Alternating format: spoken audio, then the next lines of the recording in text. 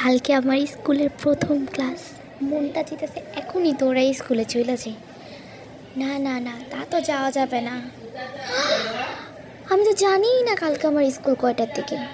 যাই যাই, এক্ষুনি যে আম্মুকে যে জিজ্ঞেস করে আসি। আম্মু, কালকে কয়টায় স্কুল? তুই কি ঘড়ির টাইম চিনোস যে তরে কমু আর তুই বুঝবি? আম্মু আমি চিনি, তুমি বলো। 8টায়। আম্মু চলো চলো, আমরা এখনই ঘুমাই যাই, নাহলে সকালে উঠতে পারবো না। এই আজগুবি কথা বাদ দিয়া তুই এখন যা, আমি রান্না করতেছি। কিন্তু আম্মু, তুই এখন যাবি? কিছু জিগেলি এমন করে। মিশু, মিশু, মিশু, দেখছো দেখছো কত